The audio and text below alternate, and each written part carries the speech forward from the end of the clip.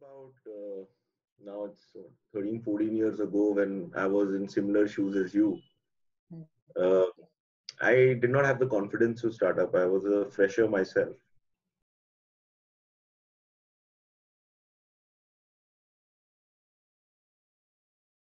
In the FMCG space, the real business. There's real, building blocks of any business: distribution, marketing, finance, logistics, supply chain, and IT. That all of those would come together to give me a well-rounded experience. That was the reason why. What happened about 7 years businesses than B2B kind of businesses, and that's the reason why I joined Unilever. And this whole business of building brands was getting disrupted. So uh, I'm sure you guys have taken the strategy course, the Porter's framework of entry barriers, and the two entry barriers for new entrants for creating consumer brands. Before the internet, one was, especially in a country like India, we don't have organized retail. So one needs to go store by store, these mom and pop stores, and create your own distribution pipeline. That's super expensive and takes a lot of time. Right.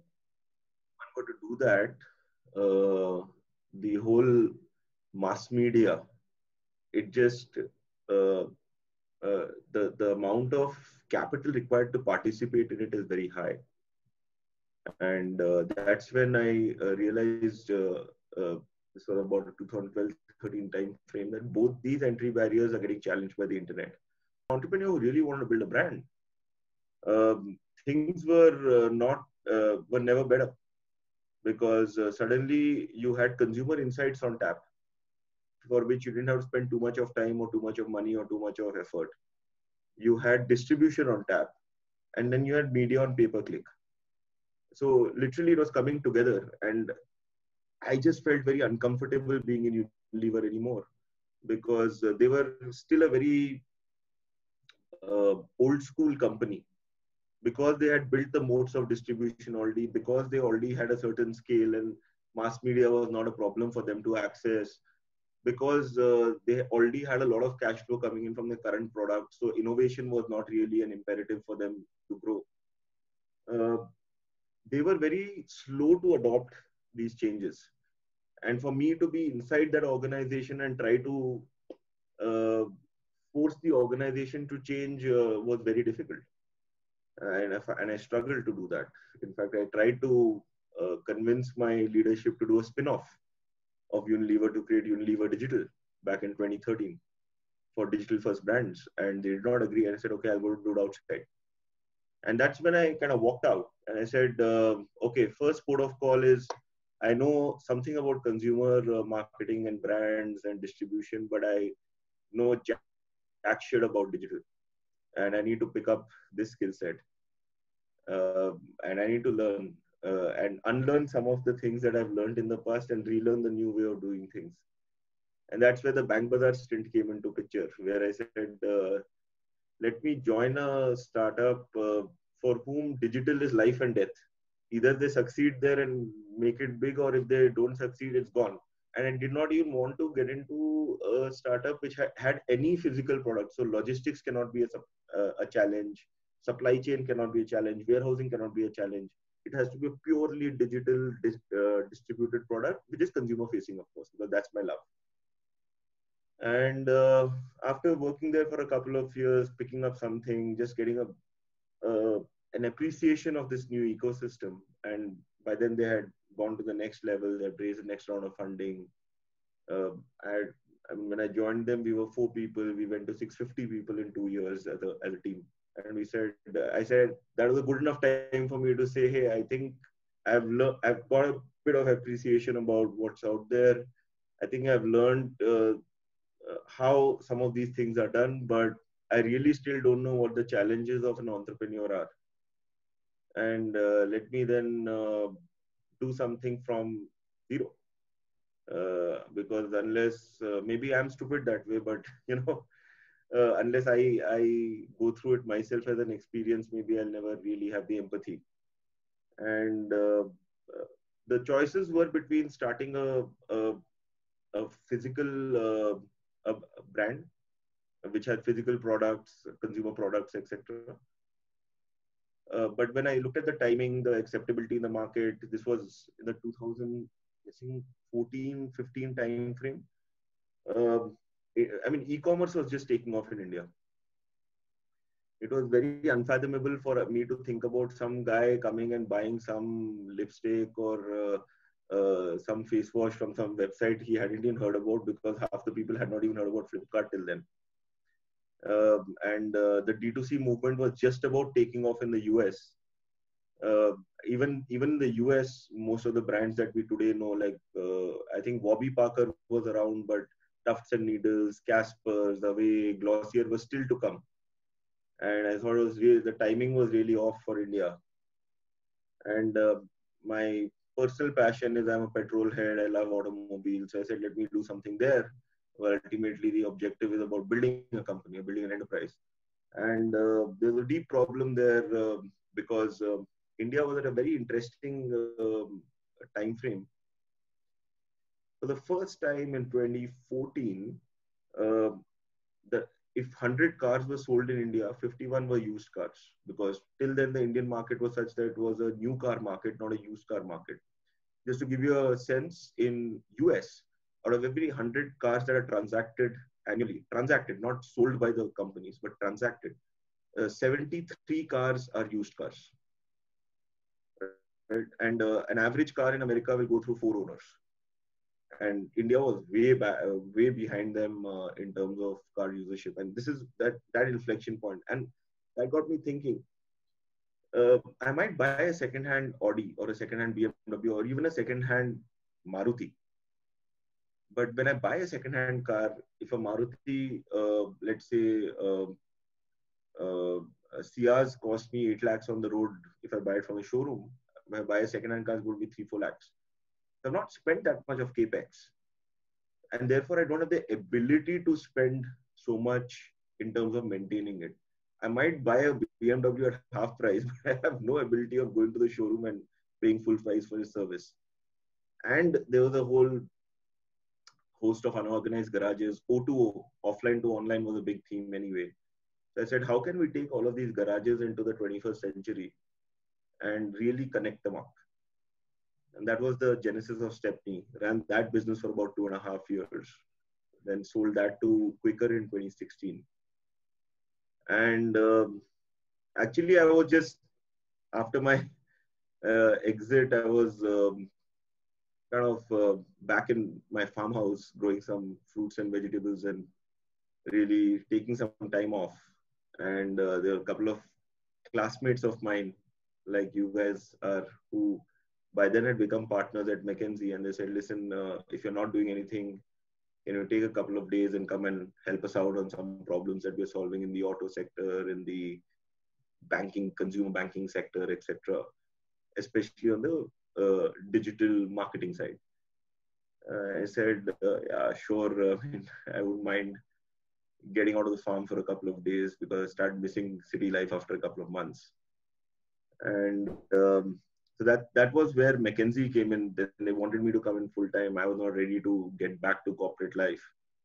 And I was just thinking about at the all this time about how can I apply the learnings of the last few years back to the business of building brands, which is why I left Unilever in the first place, and was kind of testing out some concepts. I had put up a few dummy website pages with some dummy checkouts, etc., just to get some real life consumer feedback to see, what works, what doesn't work.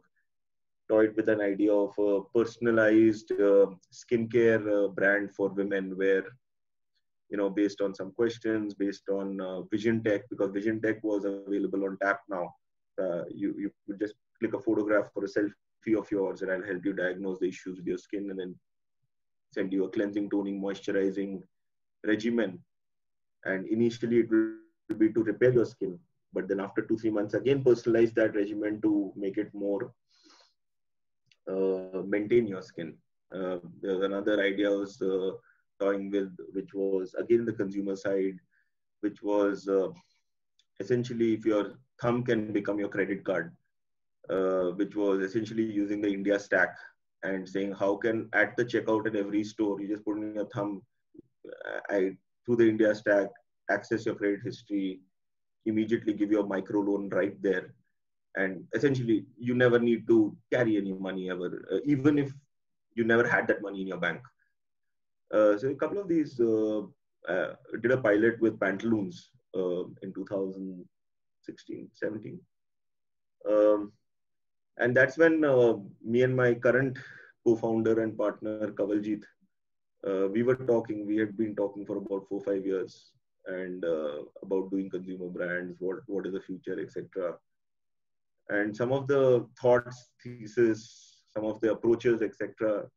He said fit much better into a fund strategy rather than a startup strategy, because the disruption of consumer brands, because like I said, distribution media and consumer insights are getting disintermediated, um, it's going to impact multiple categories in the consumer's wallet, and each category has a certain supply chain associated with it.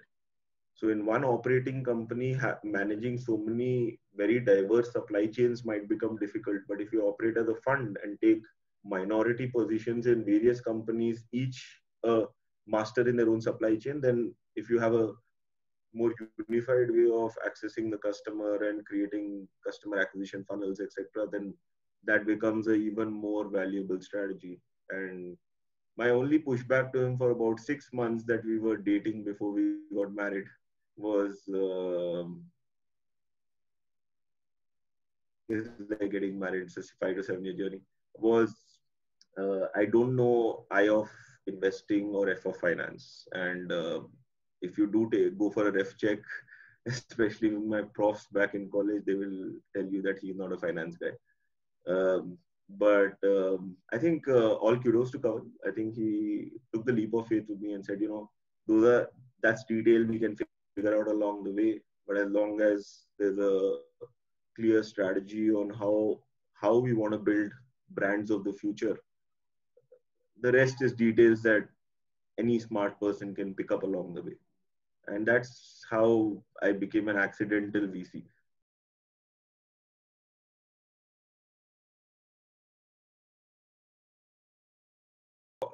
Corporates, because they operate at a certain scale, give you an exposure of what is possible.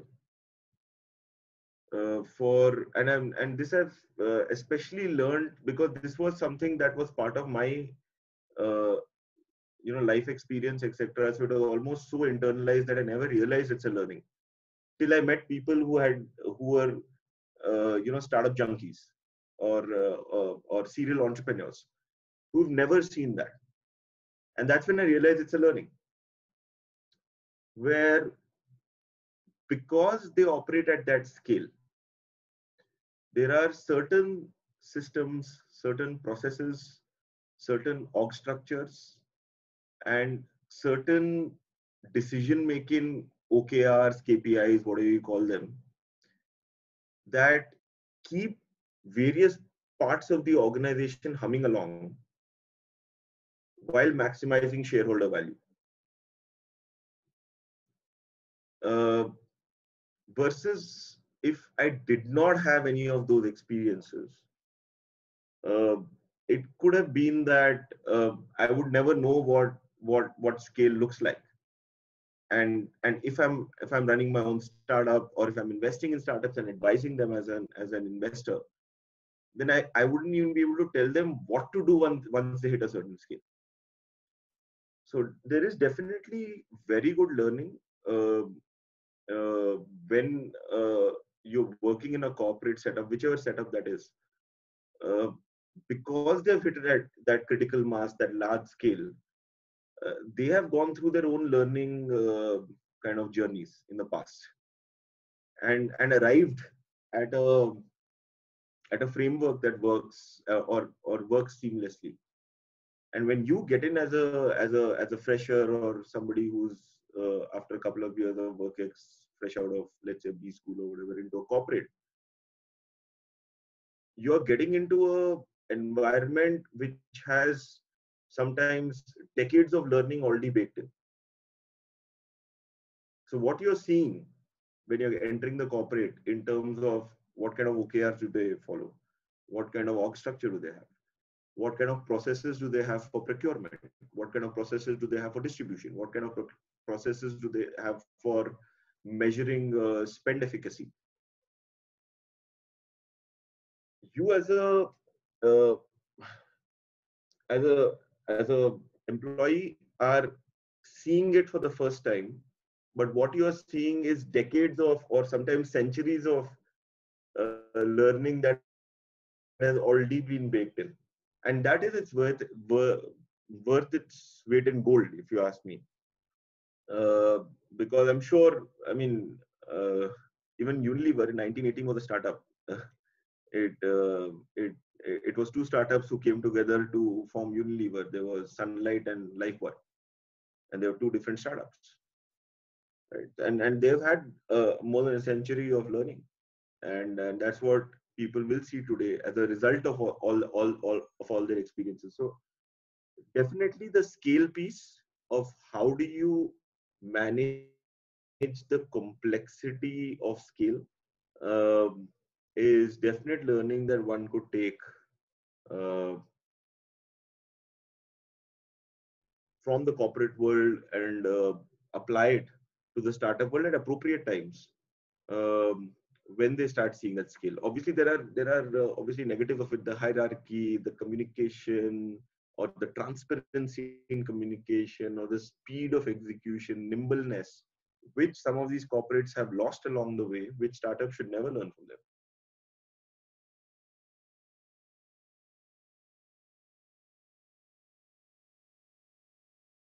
In any startup scenario, whether it's a startup fund or a operating company, the challenges are pretty similar. One is, how do you get your first set of believers, right? Right. In a operating company, your first set of believers will be the partners that with whom you partner, or the first employees that you will hire, or the first vendors who will want to work with you and maybe extend a little bit of credit possibly, um, or the first few customers, or the first 1,000 customers, um, because you do not have legitimacy as a startup.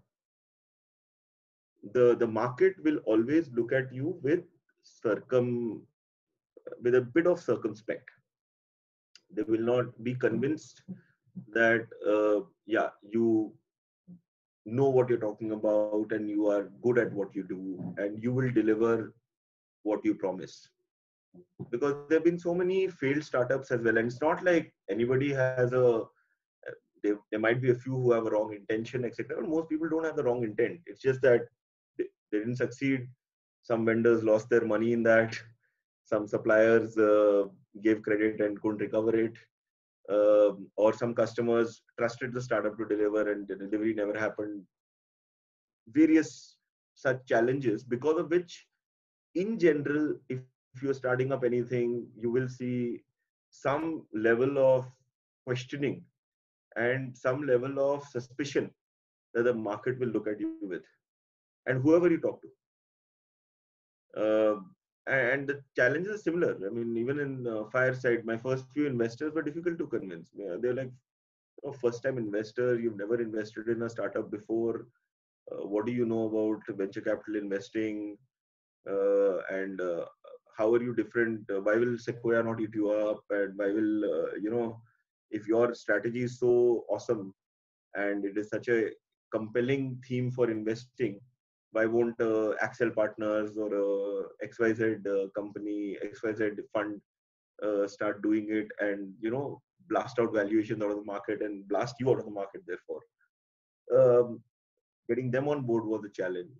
I mean, getting my first few employees, even at Fireside, even at Stepney, to convince them that, listen, we are building something that is very large here and could be very valuable for anybody associated with it.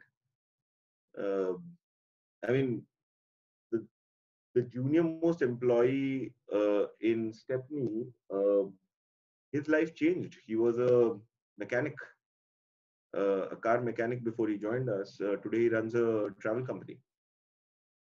He has a fleet of cars because of, and this was possible because of the exit we got at Stepney and the value of the stock that he got cashed out. He could buy a fleet of vehicles and run his own business today, and he did not have that before joining us. So, but the the reality is he did not know that before joining us, and there were 10 other guys who we wanted them on board before he joined us, but they refused. So, so I guess getting those believers is tough early on. I think even once you have them, like for example, like I said, partners, suppliers, customers. Now, the customers in my fund today are my investee companies, the founders whom I invest in. Because beyond the capital, I have to deliver value to them and really help them grow their startups. So even convincing them to take money from me rather than go to any other fund was an uphill battle in the early days. So yeah, I think that would be one of the largest challenges in any startup is getting a first set of believers. Doesn't matter who they are, whether it's an investor, whether it's a supplier, a partner, customer. Once you get that critical mass going, right? Once that virtuous cycle is complete, I think then things become slightly easier. I think obviously the challenges are different of complexity, scale, competition, intellectual property protection. Different challenges come up. But early days, it's all about legitimacy.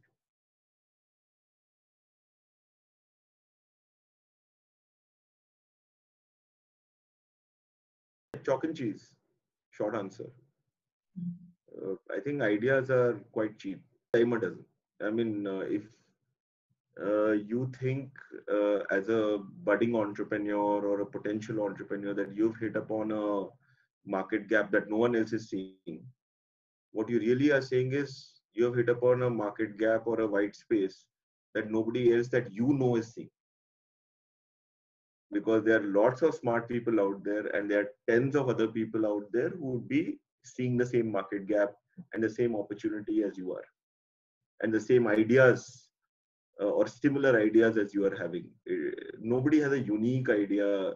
I mean, Facebook was also not very unique. There was MySpace before that. Um, I think it's all about execution. It's all about saying, okay, I have a certain thesis. I have a certain, uh, uh, you know, feel an intuition or a thought out logical way of arriving at an opportunity. Whichever way you do it, that doesn't matter.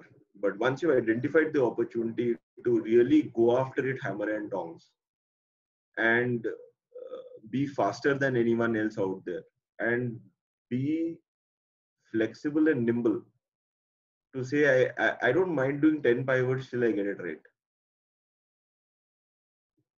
I think that is the key. I mean, the only flip side to that is entrepreneurs should also know when to, say, okay, enough. I've given it a lot of time, effort, money, and I don't really think there's a market here.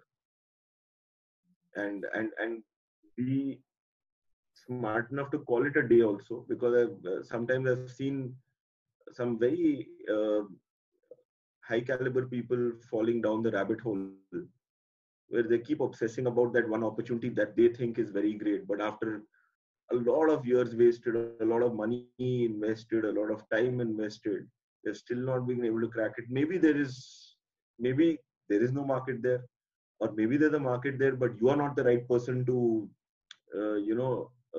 extract value from that situation, or something that is just not working for you.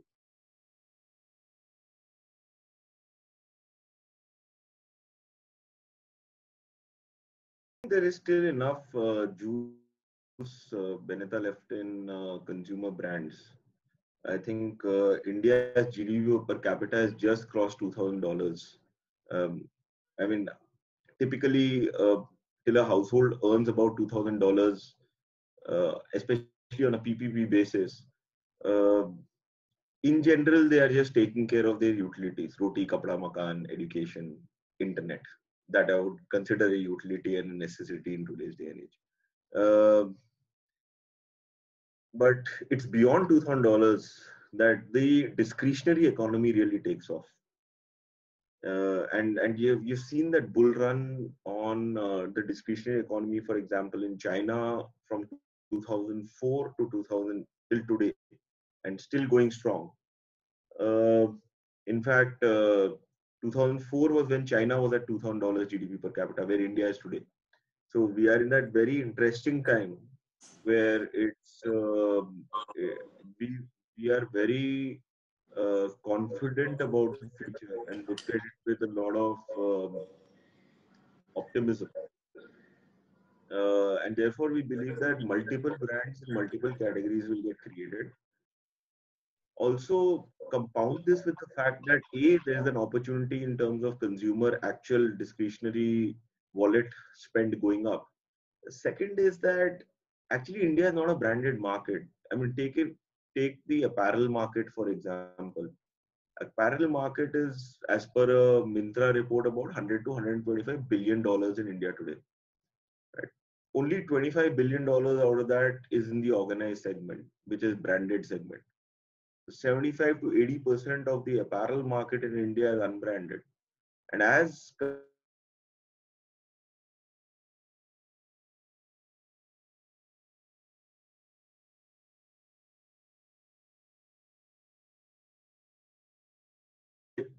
my sense is I don't think we're going to expand. We'd rather focus and go deeper and build more capabilities within building consumer brands. Now, you've just heard about the whole geo platforms coming to India, Google, Intel, Facebook, all of them investing into Google platforms. That's going to change the way India shops, consumes media, consumes products, and pays for products. That's an interesting ecosystem that's going to come up, which will then throw up new opportunities for brands to get created. So I don't think we're going to move away from this space. We continue to be very excited. Uh, in terms of uh, uh, the other learning that I've had as well, and after talking to a lot of people, including the experiences of my co-founder Kaval, is traditional thinking or dominant thinking tells you that portfolio diversification leads to better outcomes as far as investing is concerned. Corporate finance 101. But what that doesn't tell you is that law is only true when there is availability of information. So if you're doing public market investing, then diversifying your portfolio reduces the risk of your portfolio and gives you better predictable returns. Now, when you're doing early stage investing, A, there's no information. So it's an information devoid market, very, very less information. Second, what is more important is that you're anyway playing in a asset class that is highly risky. So when you're playing in an asset class like public market equities, which are, or let's say large cap public market equities, which is quite, and the risk is very low, then diversifying your portfolio further reduces the portfolio risk. So hopefully you make more predictable, better returns in the long term. But when you're investing in an asset class that's anyway highly risky, and then you're going to go and diversify your portfolio, especially in a market which doesn't have any information, there's lots of information asymmetry, that actually compounds risk. So the corollary to investing, and I would like to challenge Black-Scholes models on early stage investing, or options pricing model on early stage investing, is to say when the risk of the asset class is so high anyway, and there's information asymmetry, does the model of diversification actually reduce risk or increase risk? At least based on some uh, analysis that we've done, we believe it compounds risk exponentially. And therefore, if you want to do private market, especially early stage investing, then you are better served by actually concentrating your portfolio rather than diversifying it.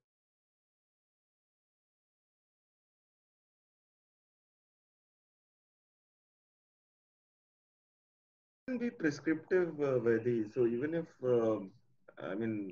if I had a time machine, I could go back and speak to myself.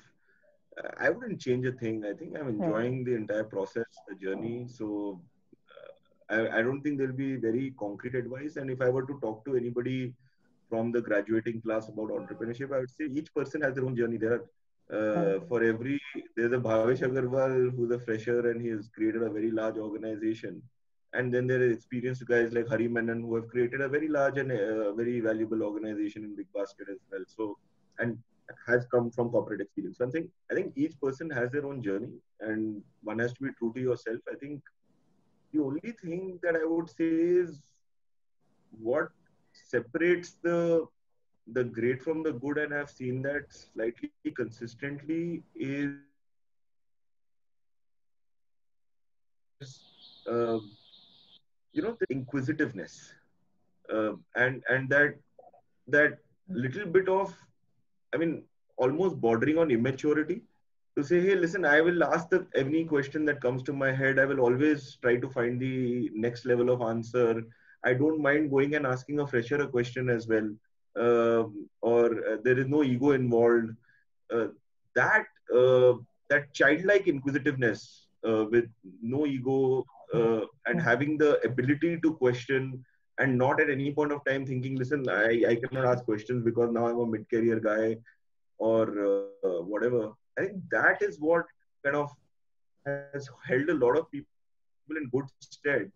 We live in a very fast changing world. I mean, the kind of world that you guys live in is even more complex uh, as compared to when I graduated from Bangalore. And when I talk to a couple of our alumni, uh, they say the same. They're like, you graduated into a much more complex world than when we graduated in the 90s and the 80s, etc. And therefore, things are changing at such a fast pace that what is right today will be wrong, will become right again day after. So one cannot get very complacent with themselves and say, oh yeah, now I'm good. I know I'm a pond. I know everything. I've understood.